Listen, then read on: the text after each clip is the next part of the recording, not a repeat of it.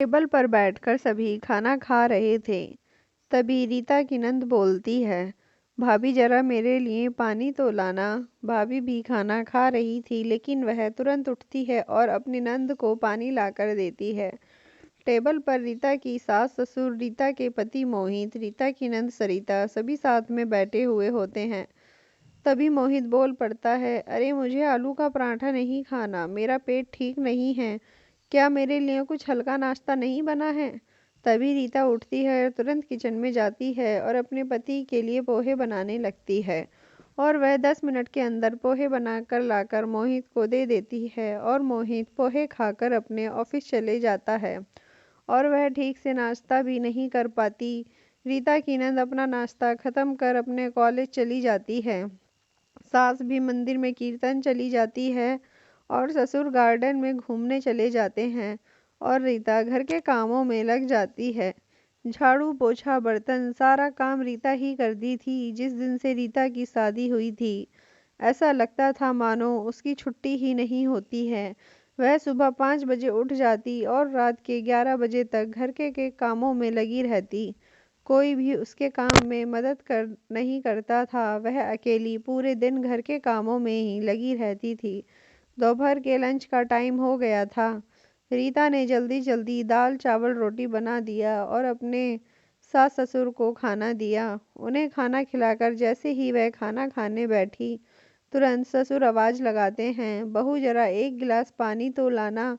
रीता तुरंत उठकर उन्हें पानी देती है और दोबारा से खाना खाने बैठ जाती है। तभी बेल बजती है। पीछे से सास की आवाज़ आती है, बहू जरा दरवाजे पर देखो कौन है। रीता तुरंत उठकर दरवाज़ा खोलती है और कोरियर वाला होता है। वह अपना पार्सल लेकर अंदर रख देती है और वह फिर से खाना खाने लगती है। लेकिन अब उसका मन खाना खाने का नहीं कर रहा था। वह आधा खाना छोड़कर किचन में जाकर फिर से काम करने लग जाती है। कभी वह कपड़े धोती, कभी झाड़ू लगाती, कभी पोछा लगाती, बर्तन धोती और सारा काम खत्म करने के बाद शाम को वह सोचती है कि अभी 4 ही बजे हैं, मैं 1 घंटे आराम कर लेती हूँ। जैसे ही वह आराम करने अपने रूम में जाती है, तभी दरवाज़ा बजता है और वह जाकर देखती है तो सामने मौसी, मौसा और उनकी पूरी फैमिली आई हुई थी। रीता की सास अपनी बहन और उसकी फैमिली को देखकर बहुत खुश हो जाती है और रीता से कहती है कि बहू मेहमानों के नाश्ते की तैयारी कर लो। रीता तुरंत किचन में जाती है और चाय के साथ पकौड़ियाँ बनाकर ले आती है तथा सभी को परोसती है।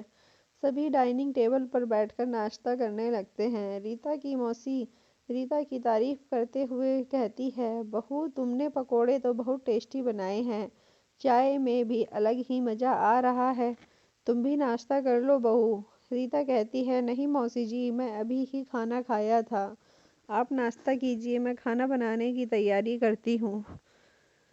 पीछे से सास बोलती है कि बहू आज कुछ अच्छा सा बना लेना, घर में मेहमान आए हैं। रीता कहती है, ठीक है माँ जी। और वह किचन में जाकर मटर पनीर, छोले चावल, पूड़ी, हलवा, खीर सब बनाने लगती है। खाना खाने के टाइम पर खाना देखकर सभी बहुत खुश हो जाते हैं। रीता का पति कहता है, आज तो बहुत कुछ बना लिया रीता। तभी रीता की नंद कहती है, ऐसा लगता है घर में रोज मेहमानों को आना चाहिए ताकि हमें टेस्टी टेस्टी खाना खाने को मिले। कोई भी रीता के बारे में नहीं सोचता कि इतने सारे लोगों का खाना बनाने में कितनी मेहनत लगी होगी और वह कितना थक चुकी होगी।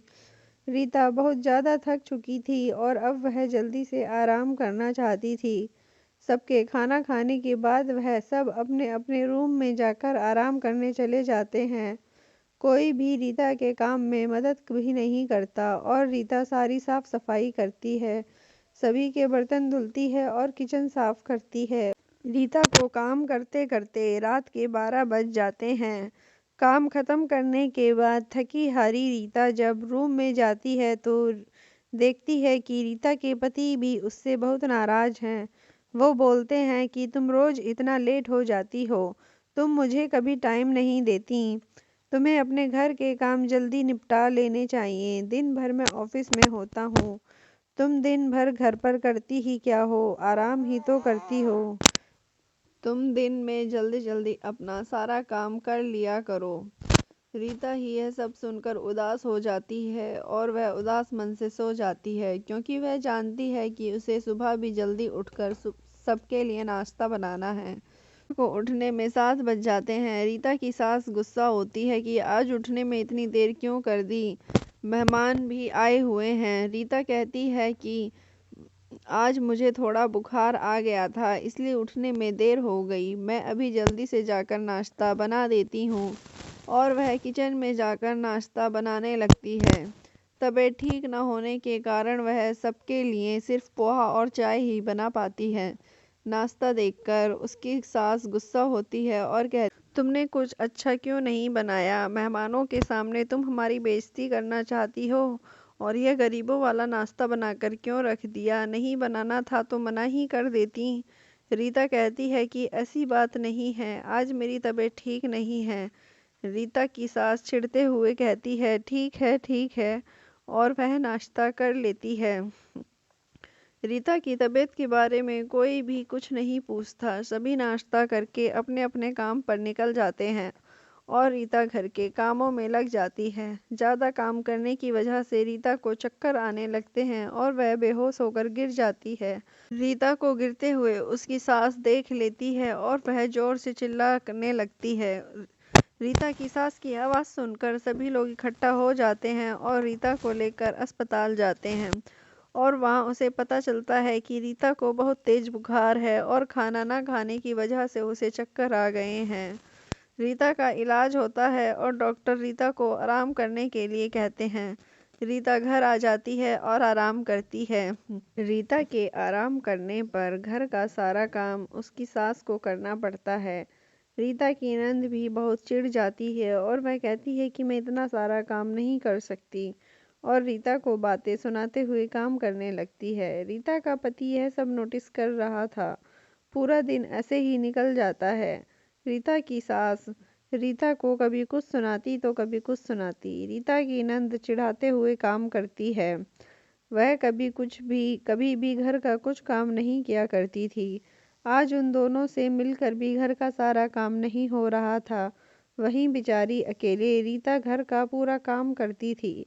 शाम को जब सभी घर पर आ जाते हैं तो रीता की सास कहती है कि अब मैं काम नहीं कर सकती, मैं बूढ़ी हो चुकी हूँ, मुझे इतना काम नहीं होता। वही रीता की नंद भी कहती है कि मैं अकेले घर का सारा काम क्यों करूँ, मैं अकेले ही थोड़े ही ना रहती हूँ।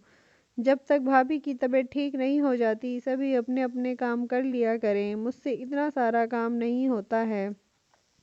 तभी रीता का पति रीता की तरफ बोलते हुए कहता है कि तुम दो लोगों से मिलकर भी घर का सारा काम नहीं हुआ।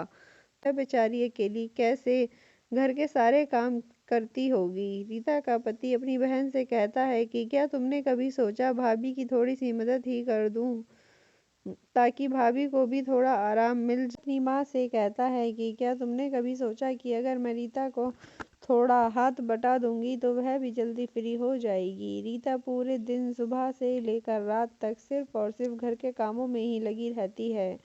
आप दोनों में से कोई भी कभी भी उसकी मदद नहीं करता है। आज आप दोनों को घर का काम करना पड़ा तो आपको ऐसा लग रहा है कि आप दोनों काम क्यों करेंगे? क्या मेरी बीवी इस घर की नौकरानी है जो सारे दिन सबके कामों में लगी रहती है? रीता को यह सब सुनकर बहुत अच्छा लगता है कि उस दिन के बाद से सभी रीता को काम के लिए बोलना बंद कर देते हैं और सभी अब अपने काम खुद ही करने लगते हैं। रीता की नंद अब सुबह जल्दी उठकर रीता के नाश्ता बनाने में मदद कर दिया करती और रीता की सास भी बैठे बैठे कभी सब्जियां काट दिया करती, कभी कपड़ों की तह बना दिया करती। रीता का पति भी अपने कपड़ों को प्रेस कर लिया करता। ससुर भी गार्डन में खुद ही पानी दे दिया करते और अपने कपड़े भी खुद ही प्रेस कर लिया करते थे। अमृता रात में भी जल्दी फ्री हो जाया करती और वह बहुत खुश थी। और वह अपने पति से कहती है कि अगर आप मेरी मदद नहीं करते तो यह सब नहीं हो पाता। मैं बहुत खुश हूँ, आपकी वजह से मुझे आराम मिल गया है। रीता की फैमिली बहुत ही खुशी से अपना जीवन बिताने लगती है। रीता अपने आप को भी थोड़ा समय दे पाती है। दोस्तों, अगर घर की बहू की सभी थोड़ी थोड़ी मदद कर दें तो घर की बहू को भी थोड़ा आराम मिल जाता है और वह भी खुद के लिए कुछ कर पाती है।